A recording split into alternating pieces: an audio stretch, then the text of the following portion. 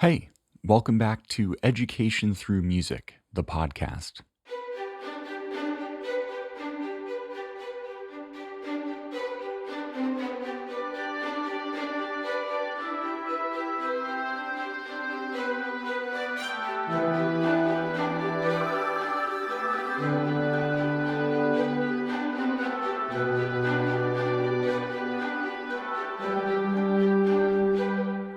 As always, I'm your host, Noah, and this is part 2 of a 2-part episode exploring what makes for great school concerts.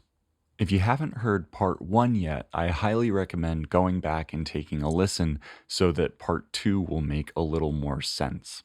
We are mid-conversation with Alfredo, Marta, and Joe. Alfredo teaches modern band at a high school in the South Bronx. Marta teaches elementary school general music and band, also in the South Bronx. And Joe is at a new middle school where he teaches general music in Queens. So far, we've discussed how personal histories in music and concert-going experiences inform choices made in the lead up to the concert season. Now we're going to continue with this discussion of best practices that have come out of the concert season experience, and we'll pick up with Alfredo discussing some choices he made about the presentation of his students' work. I invested in lights because we perform in their performance space, which is their cafeteria, but it has a stage. But they don't have house lights. Multi-purpose room performance. Yeah. They don't have house lights, so I invested in a couple lights, and apparently they were bright enough that they couldn't see the crowd. So they're like, yeah, I can't even see the crowd, so I have nothing to worry about. I'm like, oh, that's good. Just look at the lights then. Stare directly into the lights. That's something I wish we could put across in the podcast medium, which we can't, unfortunately, but the video of your students' performance is very slick, and the lights really have a huge impact on making it look like it's just another show. Yeah, I appreciate that. Yeah, no, I knew very early on what I wanted it to look like, and I knew what I was gonna need. So I knew I needed those cables from ETM. We were worrying about how to set up into the house speakers, and I jerry-rigged that, and in a way that I don't think most sound professionals would approve. Yeah, and it worked out because I got to put everything through it. I had a bass direct out, I had my keyboard direct, and the lights were the last thing, and I knew it was gonna elevate the show. So I wasn't afraid to, especially because I liked the relationship I have with the school. I wasn't afraid to invest that money in myself. And I spent one entire day over there just, zip tying all the light structures and stuff like that. And I little mini, it was $50, it was a little lighting board. And I got I labeled red, blue. And so I was doing it all while mixing the sound. But I knew what a rock show looks like. And I always want to stay away from that stiff parents sitting down. Lights are warm yellow and stuff like that. So I was really happy with how it turned out. It felt like a show at a bar, where the lights are they're simple lights, but it sounds good. Yeah, and it makes a big difference. It was a really transcendental. It did not look like a cafeteria. Yeah, I appreciate that. Cafegematorium. Yeah. So what are some things, so Joe, this was your first concert with this school, and Marta as well, right? So what are some things that y'all tried? I guess everything would be trying for the first time, that you were really pleasantly surprised to see work. In terms of preparation for the concert, I sent out all of the songs, YouTube video recordings of the songs, to the teachers and their parents. Mm-hmm. So that way that students could practice outside of music class, they could practice at home, they could practice in their classroom. And that just helped so much with the prep for the concert. It made my life a little bit easier that, I wasn't so stressed for time in the classroom because I only see them once a week for a limited amount of time. And I knew that they'd be able to work on that outside of school. And that made me feel a lot better. Another thing I tried that I've never done before is I did, for every grade level, they performed one song in English and one song in Spanish. And I wanted that to be reflective of the student and family population, because a lot of students are bilingual in both English and Spanish.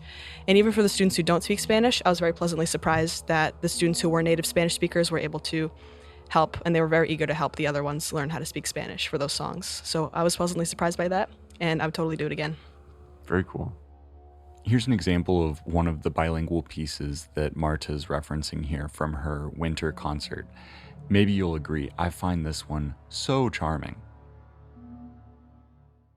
The first graders are going to be starting with one of their favorite songs called Little Snowflake, performed both in English and in Spanish. Ready?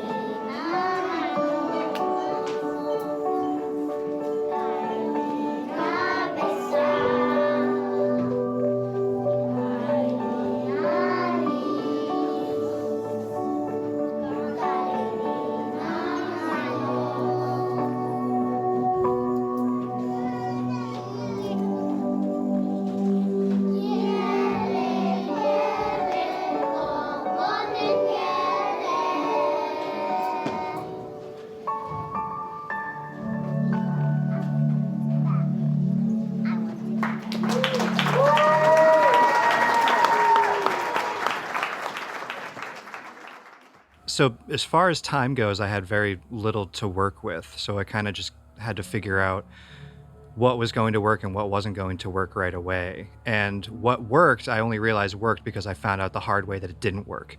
So basically what worked for me was really separating the musicians for a few rehearsals, and then like having a rehearsal for singers, having a rehearsal for drummers, and just kind of keeping them separate.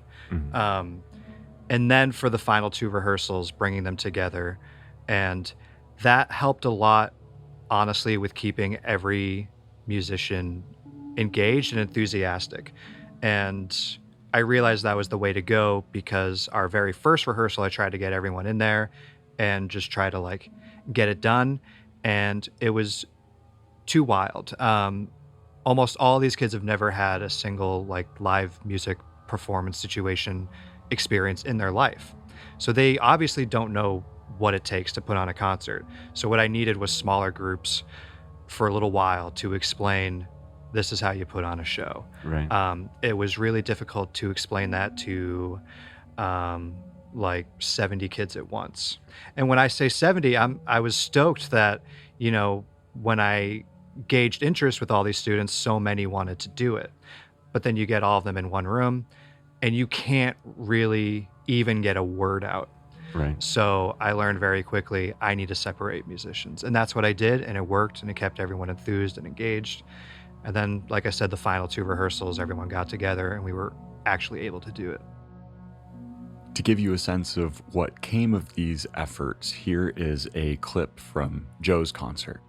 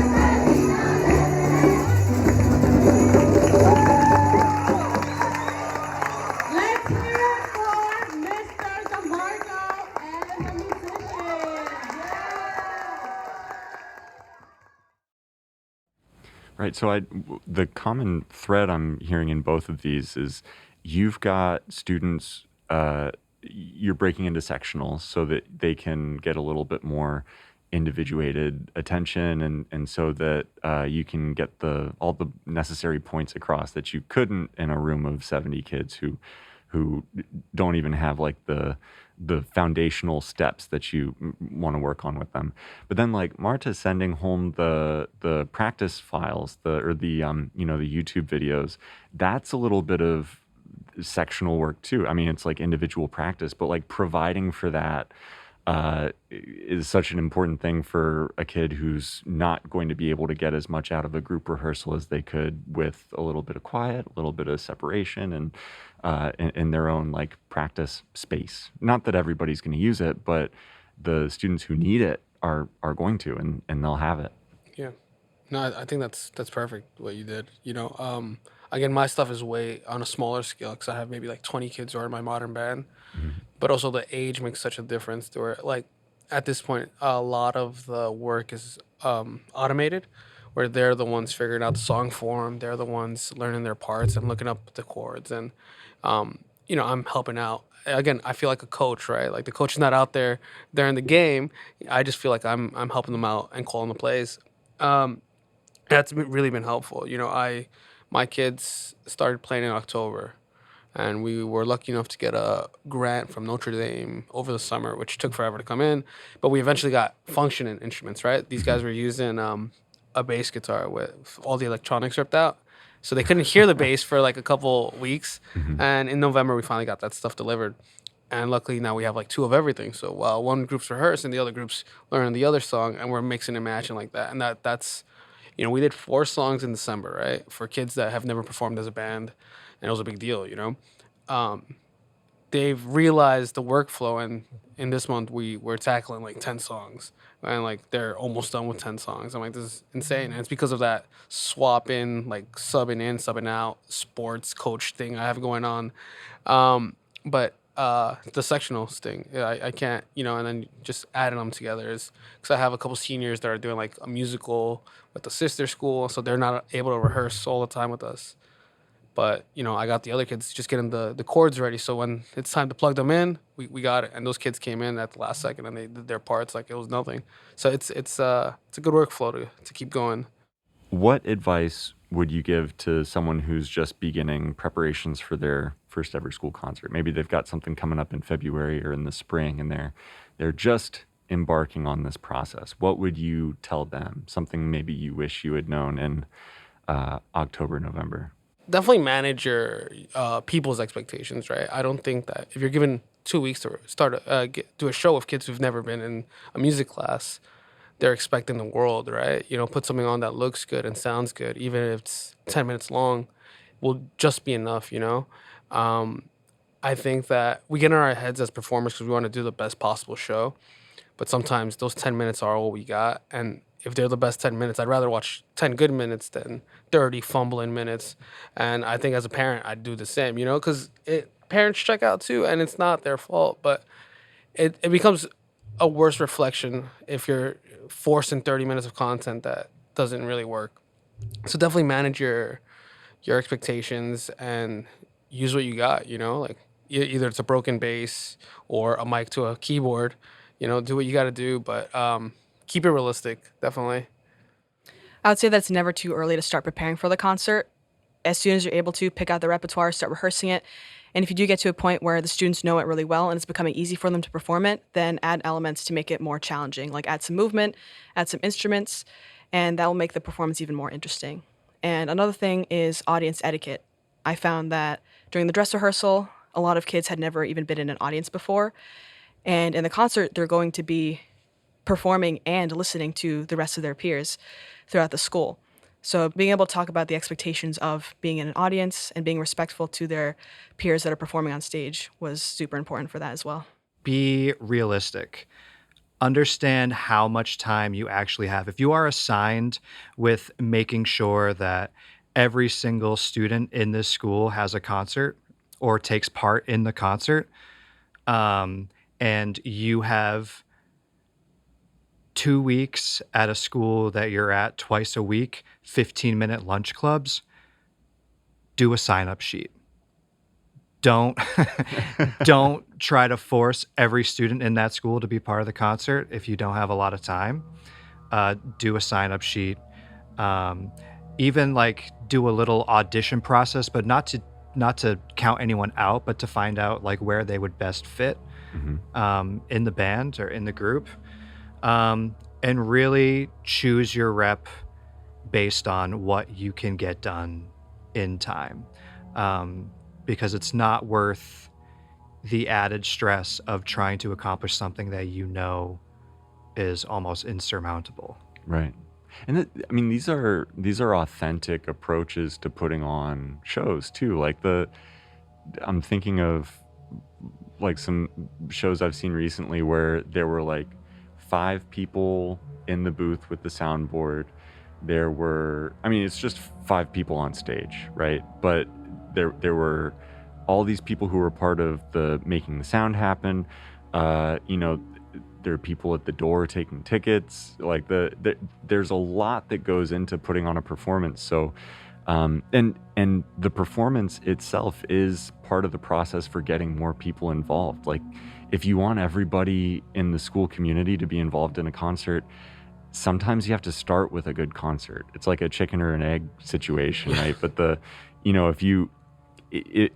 if you aim for 100% involvement before anybody's ever seen a concert, then like the first concert that they see is going to be like, I don't know if I want to be a part of this. Yeah.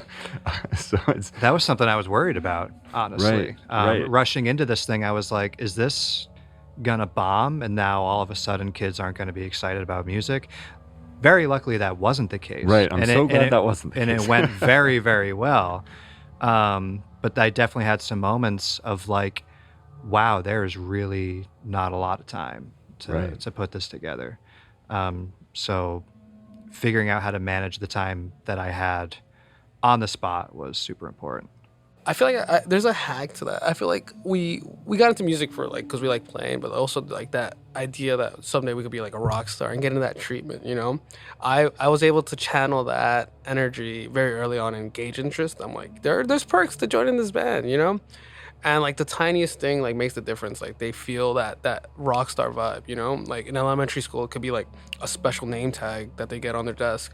With my kids, I made them passes that lets them skip the lunch line so that they could come up and practice. And they just flash their pass and they get to the front of the line, you know. That's a great idea. Yeah, another authentic measure. Yeah. Yeah, and VIP. it's they love it, you know. And like you have more and more kids early on. Like a bunch of them came just for it, and like but they stayed because they liked the hangout, you know. Yesterday, they came up with their lunch and they eat in my classroom.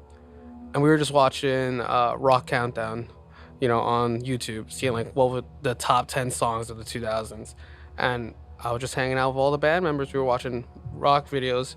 But it's that special treatment that we all wanted when we decided to be musicians that, you know, I'm trying to give to them that gets even more students, you know. And I'm starting to get more and more students. Hey, like, they get to do this. I'm like, yeah, they get to do this, you know, like.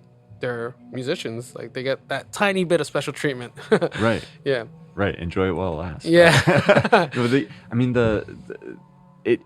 I think that's something that's really important to keep in mind too, is that it can't be all hard work. It can't, like, nobody signs up for something that is 100% hard work and 0% benefit. Like you have to be able to draw that line from the hard work to all of the stuff that comes after. So like getting to hang out after the show and watch YouTube and eat lunch in a classroom instead of the cafeteria. Like if that's gonna do it, then like that goes up front. Like, hey, everybody, just so you know, like we've got all this cool stuff to look forward to, and there's gonna be some work, but it will result in all of these great things that we like.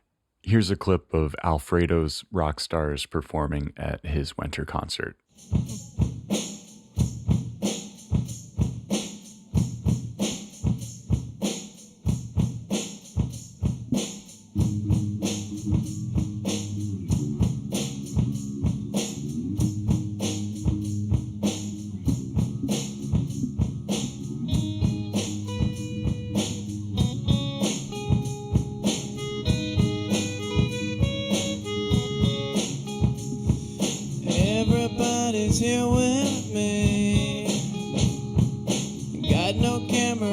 to see. Don't think I'm all in this world. Camera won't let me roll. The bed doesn't love us so. The digital won't let me go. Yeah, yeah, yeah. I'll pay, yeah, yeah. When tomorrow comes today.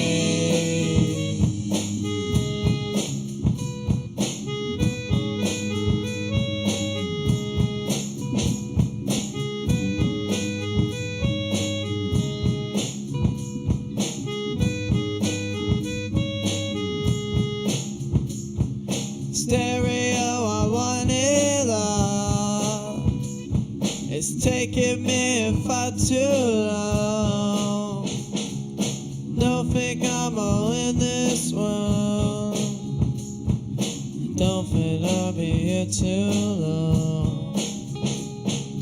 Don't think I'll be here too long. Don't think I'll be here too long. Yeah, yeah, yeah. I'll pay, yeah, yeah. When tomorrow comes today. Yeah.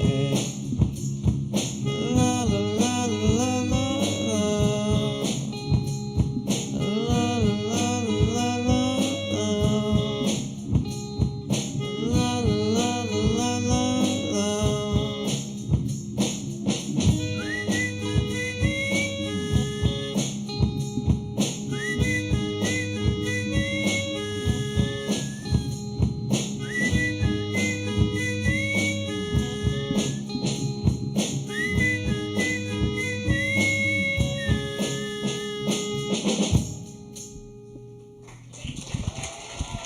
Ladies and gentlemen, third performance of All Hallows Modern Band. Come on, y'all can do better than that. Yeah, at the elementary level, when everyone is essentially required to perform, my hope is just that those kids who are a little bit more nervous or hesitant to perform are now excited about it. And now that they have that experience under their belt, they can look forward to it in the future. Yeah. And honestly, the sign-up sheet thing was actually my own principal's idea. She was kind of like, I was like, so somehow I need to get every student to do this. And she was like, find the students that want to do it.